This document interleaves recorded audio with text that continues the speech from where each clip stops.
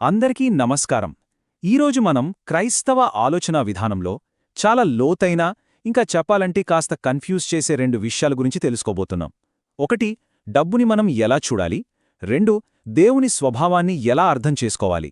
ఈ రెండు ఐడియాలు మన జీవితాన్ని చూసే దృష్టినే మార్చేయగలవు. సో, ఇంకా ఆలస్యం చేయకుండా ఈ విశ్లేషణ మొదలుపెట్టేద్దాం. కాస్త ఆలోచించండి. నిజాయితీగా లేని ఒక మేనేజర్ని ఎవరైనా ఎందుకు పొగడతారు? ఇంకా ఒకే దేవుడు ముగ్గురు వేర్వేరు వ్యక్తులుగా ఎలా ఉండగలడు? ఇవి మామూలు ప్రశ్నలు కావుండయి. మన నైతికత, మన నమ్మకాల పునాదులనే కదిలించే ప్రశ్నలివి.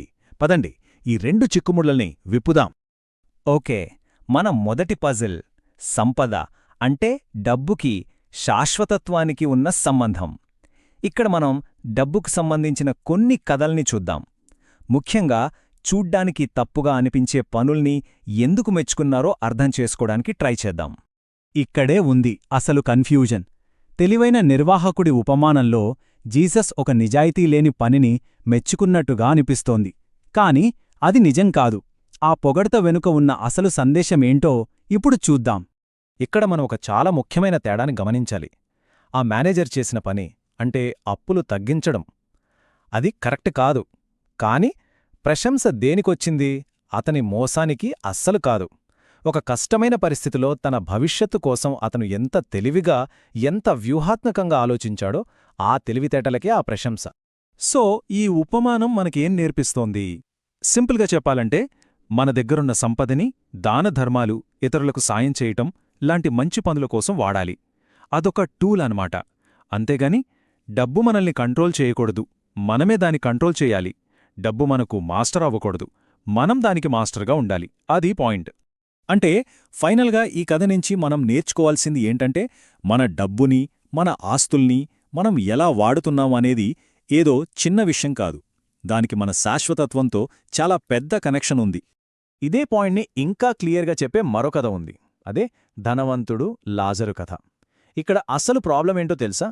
ఆ వ్యక్తి ధనవంతుడు అవడం కాదు, తన ఇంటి గేటు ముందే కళ్ళెదుటే ఒక పేదవాడు ఆకలితో పడి ఉన్నా అతన్ని పట్టించుకోలే. చూసారా? ఆ నిర్లక్ష్యమే అసలు తప్పు.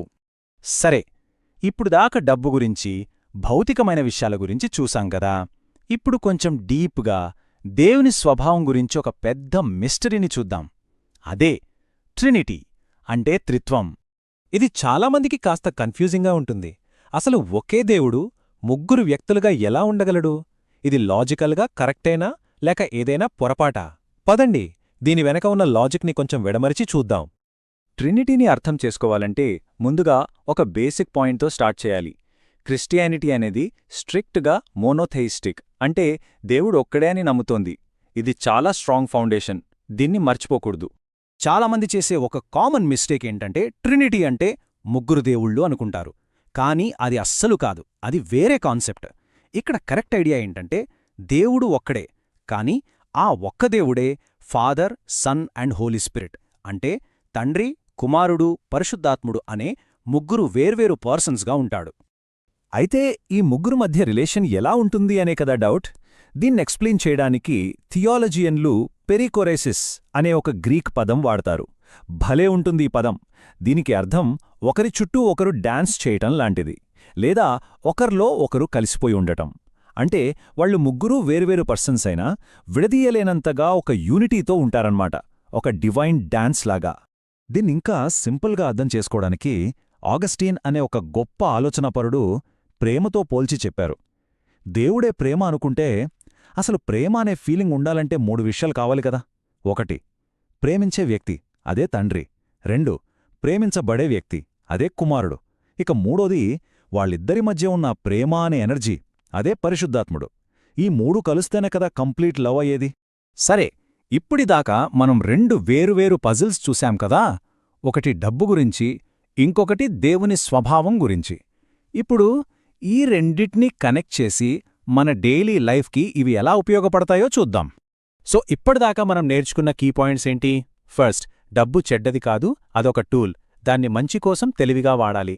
సెకండ్, మన చుట్టూ ఉన్నవాళ్ల అవసరాల్ని పట్టించుకోకపోతే దాని పర్యవసానాలు తీవ్రంగా ఉంటాయి. ఇక మూడో చాలా ఇంపార్టెంట్ పాయింట్, దేవుడు ఒంటరి కాదు, ఆయన ఒక ప్రేమతో నిండిన కమ్యూనిటీ. ఈ డివైన్ కమ్యూనిటీ మన రిలేషన్షిప్స్కి ఒక బెస్ట్ మోడల్ అన్నమాట. అంటే ఇవన్నీ కేవలం ఏవో పుస్తకాల్లో ఉండే పెద్ద పెద్ద మాటలు కావు. మన దగ్గరున్న డబ్బుని ఎలా చూడాలి, మన సంబంధాలని ఎలా చూసుకోవాలి అనేదానికి ఒక ఫ్రేమ్వర్క్ ఇస్తాయి.